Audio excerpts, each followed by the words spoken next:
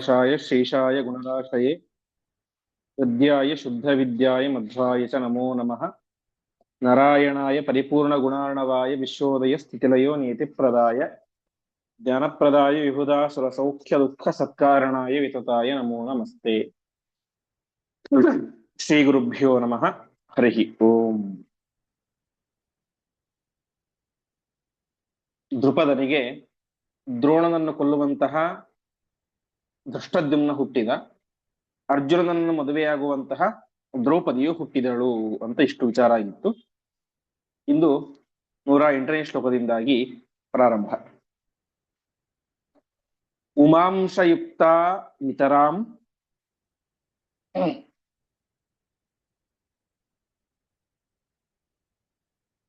ಸರ್ವಲಕ್ಷಣ ಸಂಯುತ.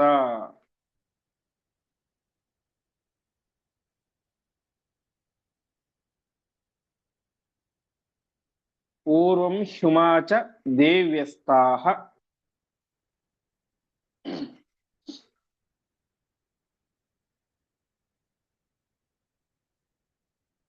ಕದಾಚಿತ್ ಭರ್ತೃಭಿರ್ಯುತಾಃ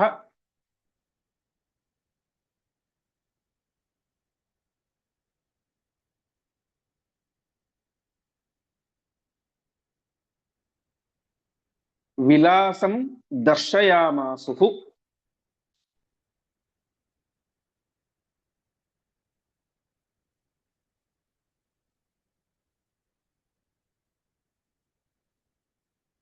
ಬ್ರಹ್ಮಣಃ ಪಶ್ಯತೋಧಿಕಂ.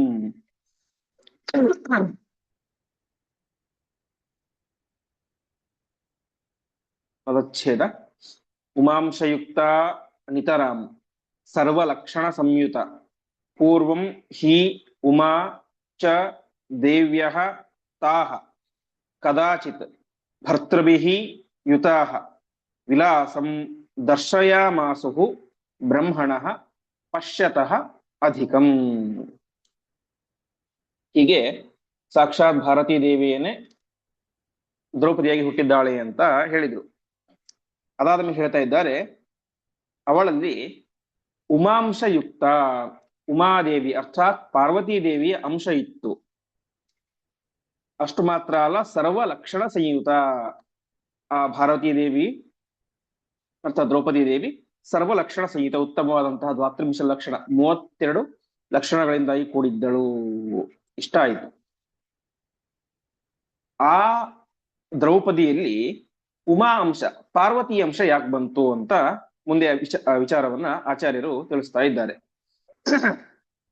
ಪೂರ್ವಂ ಹ್ಯುಮಾಚ ದೇವ್ಯಸ್ತಃ, ತುಂಬಾ ಹಿಂದೆ ಉಮಾದೇವಿ ಮತ್ತು ತಾಹ ದೇವ್ಯ, ಒಟ್ಟು 4 ಜನ. ಯಾರ್ಯಾರು? ಒಂದು ಉಮಾ ಮತ್ತು ಶಚಿ, ಶ್ಯಾಮಲ ಮತ್ತು ಉಷಾ.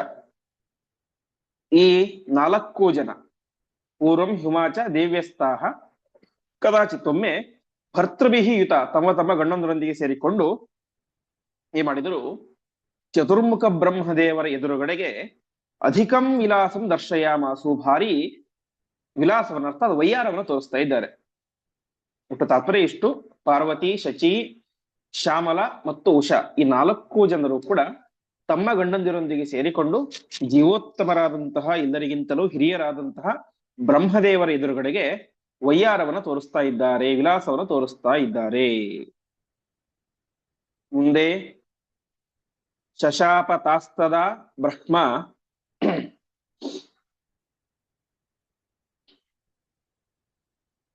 ಮಾನುಷೀಂ ಯೋನಿಮಾಪ್ಸ್ಯಥ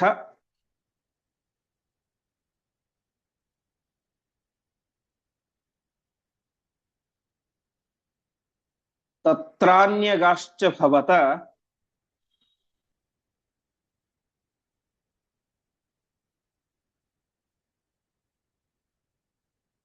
ಇತ್ತೇವಂ ಶಪ್ತಾಃ ಸುರಾಂಗನಾಃ.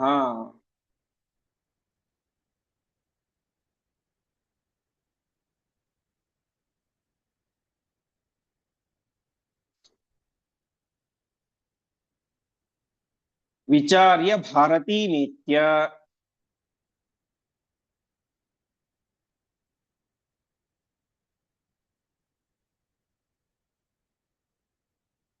ಸರ್ವಮಸ್ಯೈ ನಿವೇದ್ಯ ಚ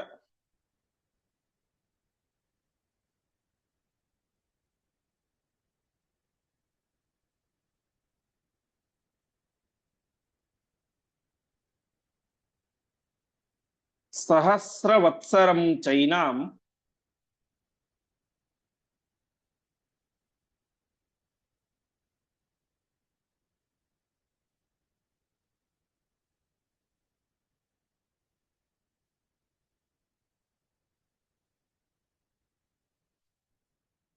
ಶುಶ್ರೂಷಿತ್ವಾ ಬಭಾಷಿರೆ.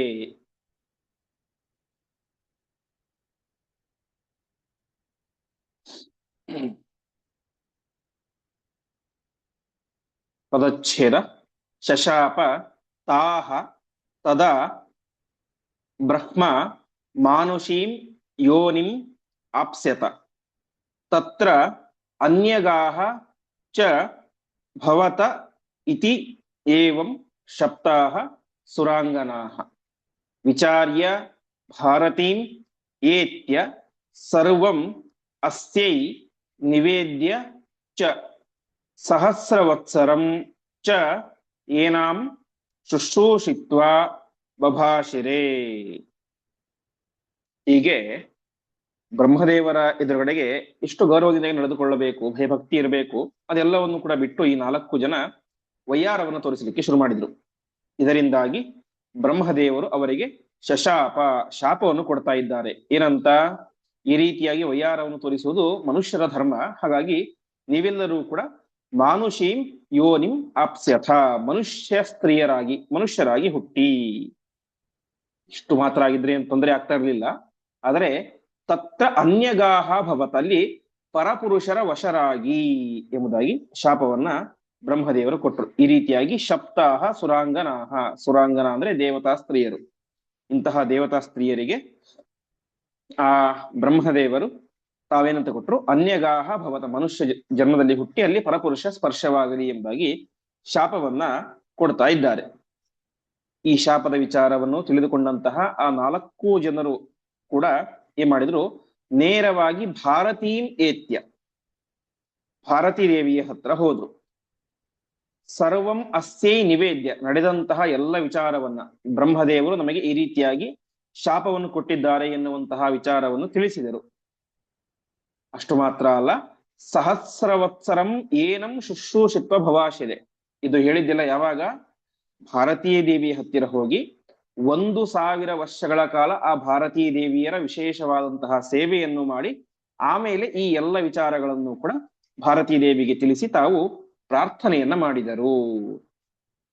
ಈ ರೀತಿಯಾಗಿ ಉಮಾ, ಶ್ಯಾಮಲ, ಶಚಿ ಮತ್ತು ಉಷಾ ಈ 4 ಜನರು ಬ್ರಹ್ಮದೇವರ ಮುಂದೆ ತಮ್ಮ ವಯ್ಯಾರವನ್ನು ತೋರಿಸಿದ್ದರ ಪರಿಣಾಮವಾಗಿ ಈ ರೀತಿಯಾದಂತಹ ಶಾಪವನ್ನ ಪಡೆದುಕೊಂಡರು. ಮುಂದೆ ದೇವಿನೋ ಮಾನುಷಂ ಪ್ರಾಪ್ಯಂ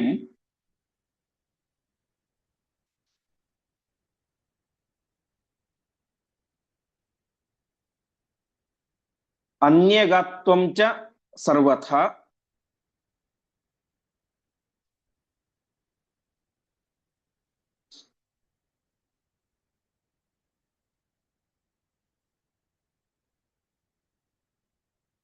ತತ್ರಾಪಿ ಮಾರುತಾದನ್ಯಂ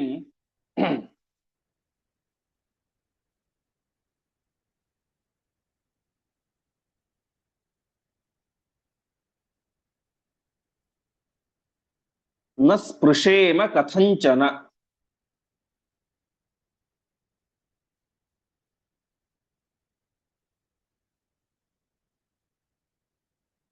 ಪದಚ್ಛೇದ. ದೇವಿ ನಹ ಮಾನುಷಂ ಪ್ರಾಪ್ಯಂ ಅನ್ಯಗಾತ್ವಂ ಚ ಸರ್ವಥ ತತ್ರ ಅಪಿ ಮಾರುತಾತ್ ಅನ್ಯಂ ನ ಸ್ಪೃಶೇಮ ಕಥಂಚನ. ಏನಂತ ಪ್ರಾರ್ಥನೆ ಮಾಡಿದ್ರು ಭಾರತೀ ದೇವಿ ಹತ್ತಿರ ಆ 4 ಜನ ಅಂತಂದ್ರೆ, ದೇವಿ ನಮಗೆ ಮಾನುಷಂ ಪ್ರಾಪ್ಯಂ, ಮನುಷ್ಯರಾಗಿ ನಾವು ಹುಟ್ಟಬೇಕಾಗಿದೆ. ಅಷ್ಟು ಮಾತ್ರ ಅಲ್ಲ, ಅನ್ಯಗಾತ್ವಂಚ ಸರ್ವಥ, ಅವಶ್ಯವಾಗಿ ನಾವು ಅಲ್ಲಿ ಏನ್ ಮಾಡ್ಬೇಕಾಗಿದೆ?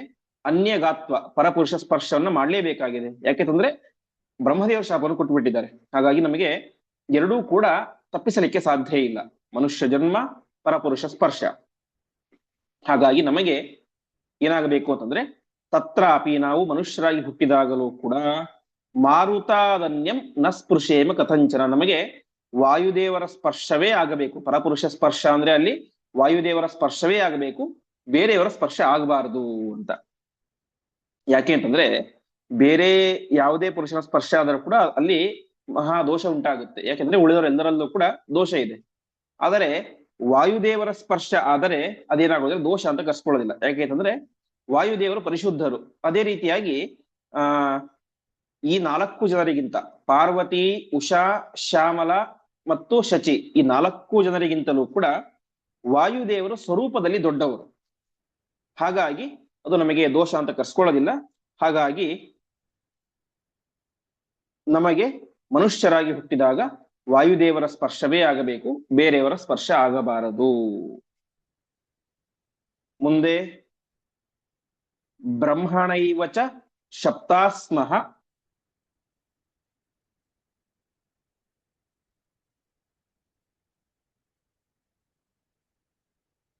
ಪೂರ್ವಂ ಚಾನ್ಯತ್ರ ಲೀಲಯ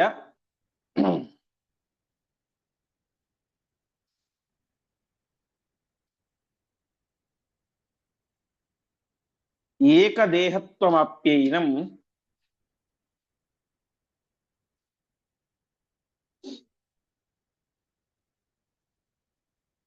ಯದಾ ವಂಚಯಿತುಂ ಗತಾಃ.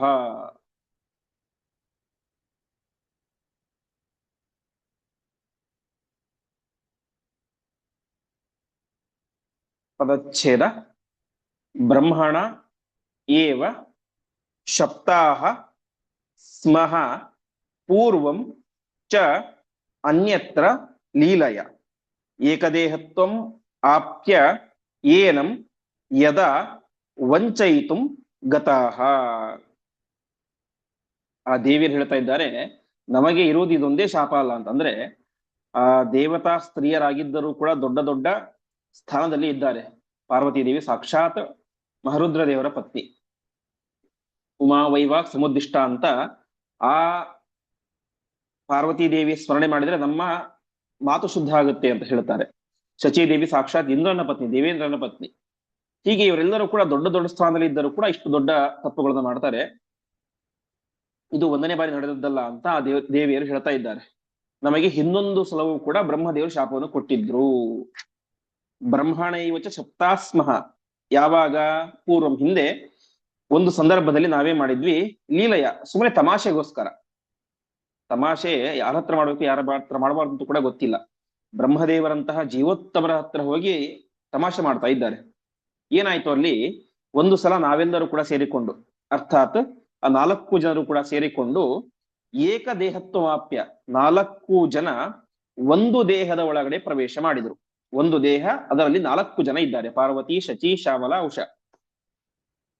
ನಾವು ಆ ರೀತಿಯಾಗಿ ದೇಹವನ್ನು ಧಾರಣೆ ಮಾಡಿ ಬ್ರಹ್ಮದೇವರ ಹತ್ತಿರ ನಾವು ತಮಾಷೆ ಮಾಡ್ಲಿಕ್ಕೆ ಅಂತ ಹೋಗಿದ್ವಿ. ಯದಾ ವಂಚಯಿತುಂ ಗತಾಃ, ಬ್ರಹ್ಮದೇವರಿಗೆ ನಾವು ವಂಚನೆ ಮಾಡ್ಲಿಕ್ಕೆ ಅಂತ ಹೋಗಿದ್ವಿ. ಅರ್ಥಾತ್ ಒಂದು ತಮಾಷೆ ಆಟ. 4 ಜನ ಇದ್ವಿ ನಾವು. ಇದರಲ್ಲಿ ಯಾರು ಇದ್ದಾರೆ ಯಾರು ಇಲ್ಲ ಗೊತ್ತಾಗುತ್ತಾ ಬ್ರಹ್ಮದೇವರಿಗೆ ಅಂತ ಬ್ರಹ್ಮದೇವರಿಗೇನೆ ವಂಚನೆ ಮಾಡ್ಲಿಕ್ಕೆ, ಮೋಸ ಮಾಡ್ಲಿಕ್ಕೆ ಹೋಗಿದ್ದರು. ಯಾರು? ಈ 4 ಜನ ದೇವಿಯರು. ಹೀಗೆ ಬ್ರಹ್ಮದೇವರ ಹತ್ತಿರ ತಮಾಷೆ ಮಾಡ್ಲಿಕ್ಕೆ ಅಂತ 4 ಜನರು ಕೂಡ ಒಂದು ದೇಹದ ಒಳಗಡೆ ಪ್ರವೇಶ ಮಾಡಿ ಹೋಗಿದ್ದರು. ಆವಾಗ ಏನಾಯ್ತು? ಬ್ರಹ್ಮದೇವರಿಗೆ ಈ ವಿಚಾರ ಗೊತ್ತಾಯಿತು. ಆವಾಗ ಬ್ರಹ್ಮದೇವರು ಕೂಡ ಅವರಿಗೆ ಶಾಪವನ್ನು ಕೊಟ್ರು. ಬ್ರಹ್ಮಣೈವಚ ಶಪ್ತಾಸ್ಮಃ, ಇನ್ನೊಂದು ಶಾಪವನ್ನು ಕೂಡ ಕೊಟ್ಟಿದ್ರು. ಏನು ಶಾಪ ಅದು? ಏಕದೇಹಾಃ ಮಾನುಷತ್ವಂ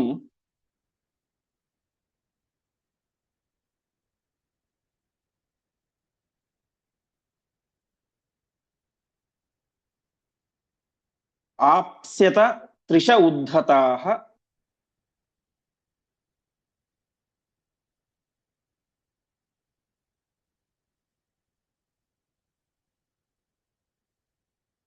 ತ್ರಿಶೋ ಮದ್ವಂಚನಾಯೇತಾಃ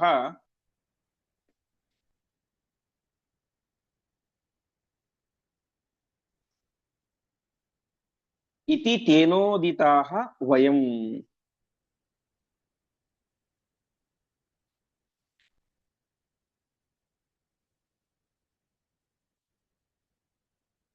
ಪದಚ್ಛೇದ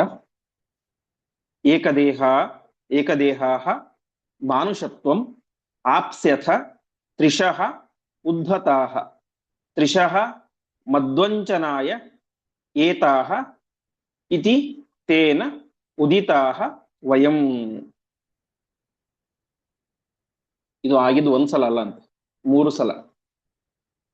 3 ಸಲ ಈ 4 ಜನ ದೇವಿಯರು ಕೂಡ ಒಂದು ದೇಹದಲ್ಲಿ ಪ್ರವೇಶ ಮಾಡಿ ಬ್ರಹ್ಮದೇವರ ಹತ್ತಿರ ತಮಾಷೆ ಮಾಡ್ಲಿಕ್ಕೆ, ವಂಚನೆ ಮಾಡ್ಲಿಕ್ಕೆ ಅಂತ ಹೋಗಿದ್ರು.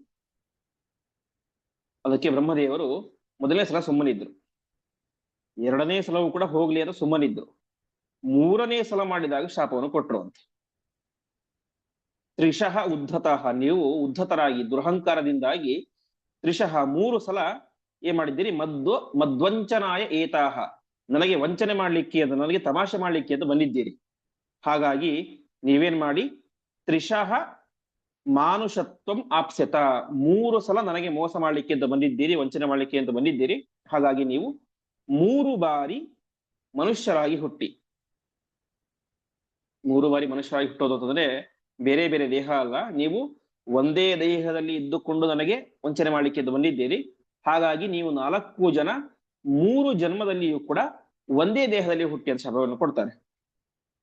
ಹೀಗೆ ಬ್ರಹ್ಮದೇವರನ್ನು ಕುರಿತು 3 ಸಲ ಮೋಸ ಮಾಡಲಿಕ್ಕೆ ಹೋದಂತಹ ಪರಿಣಾಮವಾಗಿ ಆ 4 ಜನರು ಕೂಡ ಒಂದೇ ದೇಹದಲ್ಲಿ ಇದ್ದುಕೊಂಡು 3 ಜನ್ಮಗಳನ್ನು ಪಡೆಯುವಂತಹ ಶಾಪವನ್ನ ಬ್ರಹ್ಮದೇವರು ಅವರಿಗೆ ಕೊಟ್ರು. ಹೀಗೆ ತ್ರಿಶಃ ಮದ್ವಂಚನಾಯೇತಃ ಇತಿ ತೇನೋದಿತ ವಯಂ, ಹೀಗೆ ನಮಗೆ ಬ್ರಹ್ಮದೇವರು ಶಾಪವನ್ನು ಕೊಟ್ಟರು ಅಂತ ಆ ವಿಚಾರವನ್ನ ಭಾರತೀ ದೇವಿಯ ಮುಂದೆ 4 ಜನ ಹೇಳ್ತಾ ಇದ್ದಾರೆ. ಮುಂದೆ ಅತಸ್ತ್ವಯೈಕ ದೇಹತ್ವಂ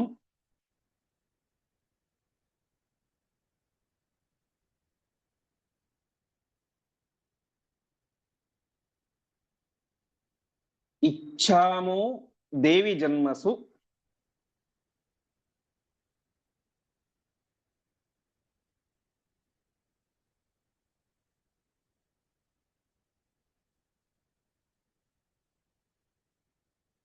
ಚತುರ್ಷ್ವಪಿ ಯತೋಸ್ಮಾಕಂ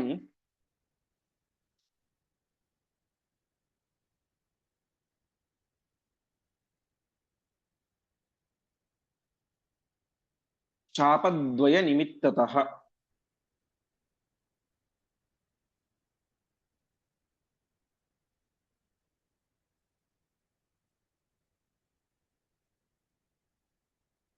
ಚತುರ್ಜನ್ಮ ಭವೇದ್ ಭೂಮೌ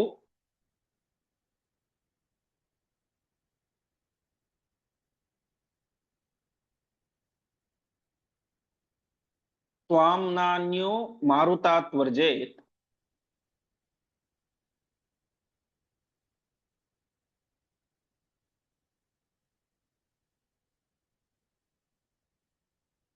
ನಿಯಮೋಯಂ ಹರೇರ್ಯಸ್ಮಾತ್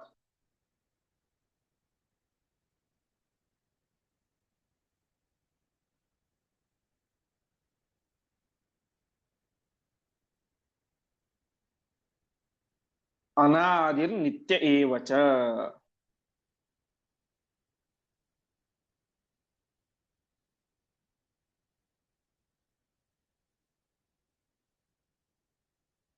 ಪದಚ್ಛೇದ ಅತಃ ತ್ವಯಾ ಏಕದೇಹತ್ವಂ ಇಚ್ಛಾಮಃ ದೇವಿ ಜನ್ಮಸು ಚತುರ್ಷು ಅಪಿ ಯತಃ ಅಸ್ಮಾಕಂ ಶಾಪದ್ವಯ ನಿಮಿತ್ತತಃ.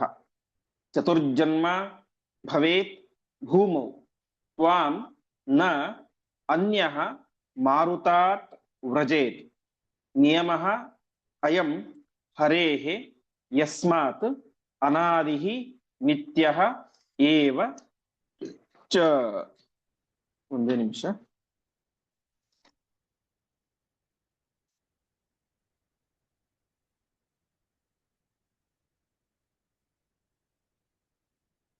ಹೀಗೆ ಒಟ್ಟು ಶಾಪದ್ವಯ ನಿಮಿತ್ತತಃ ಚತುರ್ಜನ್ಮ, ಒಟ್ಟು 2 ಶಾಪಗಳು. ಒಂದು ಶಾಪ ಏನು, 4 ಜನ ಪ್ರತ್ಯೇಕವಾಗಿ ತಮ್ಮ ಪತಿಯರೊಂದಿಗೆ ವೈಯಾರವನ್ನು ತೋರಿಸಿದ್ದರ ಪರಿಣಾಮವಾಗಿ ಒಂದು ಶಾಪ. ಒಂದು ಜನ್ಮದಲ್ಲಿ 4 ಜನ ಒಂದೇ ದೇಹದಲ್ಲಿ ಇಲ್ಲ ಒಂದು ಶಾಪ ಏನು, ಮನುಷ್ಯರಾಗಿ ಹುಟ್ಟಿ ಮತ್ತು ಆ ಮನುಷ್ಯ ಜನ್ಮದಲ್ಲಿ ಪರಪುರುಷ ಸ್ಪರ್ಶ ಆಗಲಿ ಅಂತ ಒಂದು ಶಾಪ. ಇನ್ನೊಂದು ಶಾಪ ಏನು, 3 ಜನ್ಮದಲ್ಲಿ ನೀವು ಹುಟ್ಟಬೇಕು, ಆ 3 ಜನ್ಮದಲ್ಲಿ ನೀವೆಲ್ಲರೂ ಕೂಡ ಒಂದೇ ದೇಹದಲ್ಲಿ ಇರಬೇಕು ಅಂತ. ಹೀಗೆ ಒಟ್ಟು 2 ಶಾಪ, 2 ಶಾಪದಿಂದಾಗಿ 4 ಜನ್ಮ. ಒಂದು ಜನ್ಮದಲ್ಲಿ ಮನುಷ್ಯರಾಗಿ ಹುಟ್ಟೋದು, ಜೊತೆಗೆ ಪರಪುರುಷ ಸ್ಪರ್ಶ, ಇದು ಒಂದು ಶಾಪ ಆಯಿತು. ಇನ್ನೊಂದು ಶಾಪ ಏನು, 3 ಜನ್ಮ, ಆ 3 ಜನ್ಮದಲ್ಲಿ 4 ಜನ ಒಂದೇ ಶರೀರದಲ್ಲಿ ಇರುವುದು. ಅಲ್ಲಿ ಪರಪುರುಷ ಸ್ಪರ್ಶ ಅದೆಲ್ಲ ಏನಿಲ್ಲ, ಬಟ್ ಮನುಷ್ಯರಾಗಿ ಹುಡ್ತಾರೆ, ಒಂದೇ ದೇಹದಲ್ಲಿ ಇರ್ತಾರೆ. ಹೀಗೆ ಶಾಪದ್ವಯ ನಿಮಿತ್ತತಃ ಚತುರ್ಜನ್ಮ. ಹೀಗೆ ನಮಗೆ ಬ್ರಹ್ಮದೇವರು ಕೊಟ್ಟಂತಹ 2 ಶಾಪಗಳಿದ್ದಾವೆ. ಆ 2 ಶಾಪಗಳಿಂದಾಗಿ ನಾವೇನ್ ಮಾಡಬೇಕಾಗಿದೆ, ಚತುರ್ಜನ್ಮ ಭವೇದ್ ಭೂಮಿಯಲ್ಲಿ ನಾವು 4 ಬಾರಿ ಹುಟ್ಟಬೇಕಾಗಿದೆ. ಹಾಗಾಗಿ ಭಾರತೀ ದೇವಿಯೇ, ನಾವು ತ್ವಯಾ ಏಕದೇಹತ್ವಂ ಇಚ್ಛಾಮಹ, 4 ಜನ್ಮದಲ್ಲಿಯೂ ಕೂಡ ನಾವೇನ್ ಮಾಡ್ತೇವೆ, ನಿನ್ನ ಜೊತೆಗೆ ಹುಟ್ಟುತ್ತೇವೆ, ಅರ್ಥಾತ್ ನಿನ್ನ ದೇಹದಲ್ಲಿ ನಾವು ಸೇರಿಕೊಂಡು ಹುಟ್ಟುತ್ತೇವೆ. ಶಚಿ, ಶ್ಯಾಮಲ, ಉಷಾ, ಪಾರ್ವತಿ, ಈ 4 ಜನರು ಕೂಡ ಮುಂದೆ ಏನು 4 ಬಾರಿ ಮನುಷ್ಯರಾಗಿ ಹುಟ್ಟಬೇಕಾಗಿದೆ. ಆ 4 ಸಲವೂ ಕೂಡ ಭಾರತೀ ದೇವಿಯ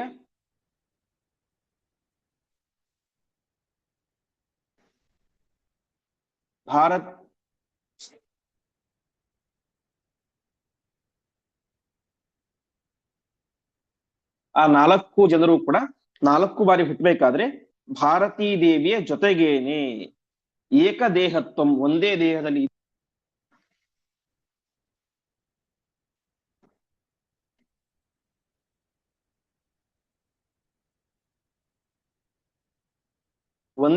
ಇದ್ದುಕೊಂಡು ಹುಡ್ತಾ ಇದ್ದಾರೆ. ಯಾಕೆ ಆ ರೀತಿ ಮಾಡಿದ್ರು ಅಂತಂದ್ರೆ ಅದಕ್ಕೆ ಹೇಳ್ತಾ ಇದ್ದಾರೆ, ತ್ವಾಂ ನಾಣ್ಯ ಮಾರುತಾತ್ ವ್ರಜೇತ್. ಭಾರತೀ ದೇವಿಯನ್ನ ವಾಯುದೇವರನ್ನು ಬಿಟ್ಟು ಬೇರೆ ಯಾರೂ ಕೂಡ ಏನ್ ಮಾಡೋದಿಲ್ಲ, ಸ್ಪರ್ಶ ಮಾಡೋದಿಲ್ಲ. ಹಾಗಾಗಿ ನಿಯಮೋಯಂ ಹರೇರ್ಯಸ್ಮಾತ್ ಅನಾದಿರ್ ನಿತ್ಯೇವಚ. ಹಿಂದೆ ನಾವು ಕೇಳಿದಂತೆ ಭಾರತೀ ದೇವಿಯನ್ನ ವಾಯುದೇವರನ್ನು ಬಿಟ್ಟು ಬೇರೆ ಯಾರು ಕೂಡ ಮುಟ್ಟೋದಿಲ್ಲ. ಹಾಗಾಗಿ ನಾವು 4 ಜನ್ಮದಲ್ಲಿಯೂ ಕೂಡ ನಿನ್ನ ದೇಹದಲ್ಲಿ ಸೇರಿಕೊಂಡೇನೆ ಹುಟ್ಟುತ್ತೇವೆ. ಅವಾಗ ಏನಾಗುತ್ತೆ, ನಮಗೆ ವಾಯುದೇವರ ಸ್ಪರ್ಶ ಮಾತ್ರ ಆಗುತ್ತೆ, ಬೇರೆಯವರ ಸ್ಪರ್ಶ ಆಗೋದಿಲ್ಲ. ಯಾಕಂದ್ರೆ ನಿನ್ನನ್ನು ಬಿಟ್ಟು ನಿನ್ನನ್ನ ಭಾರತೀ ದೇವಿಯನ್ನ ವಾಯುದೇವರನ್ನು ಬಿಟ್ಟು ಬೇರೆ ಯಾರು ಕೂಡ ಸ್ಪರ್ಶ ಮಾಡೋದಿಲ್ಲ. ಹಾಗಾಗಿ ನಿನ್ನ ದೇಹ ನಮಗೂ ಏನಾಗುತ್ತೆ,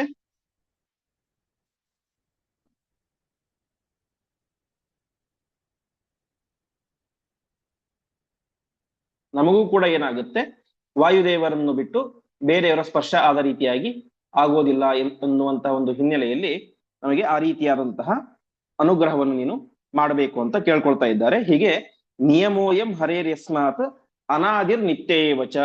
ಇದು ಯಾಕೆ ಈ ರೀತಿ,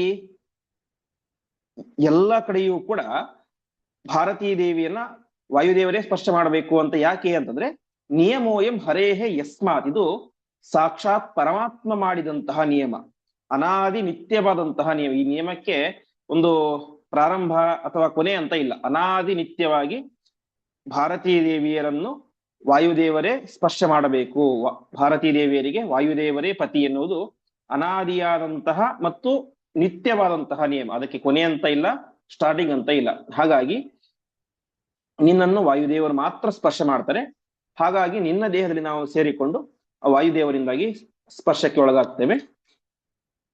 ಹಾಗಾಗಿ ನಾವೆಲ್ಲರೂ ಕೂಡ ನಿನ್ನ ಜೊತೆಗೇನೆ ಹುಟ್ಟುತ್ತೇವೆ ಎಂಬುದಾಗಿ ಆ ಪಾರ್ವತೀ ದೇವಿ, ಶಚಿ, ಶ್ಯಾಮಲ ಮತ್ತು ಉಷಾ, ಈ 4 ಜನರು ಕೂಡ ಭಾರತೀ ದೇವಿಯರ ಹತ್ತಿರ ಪ್ರಾರ್ಥನೆಯನ್ನ ಮಾಡ್ತಾ ಇದ್ದಾರೆ. ಇಲ್ಲಿ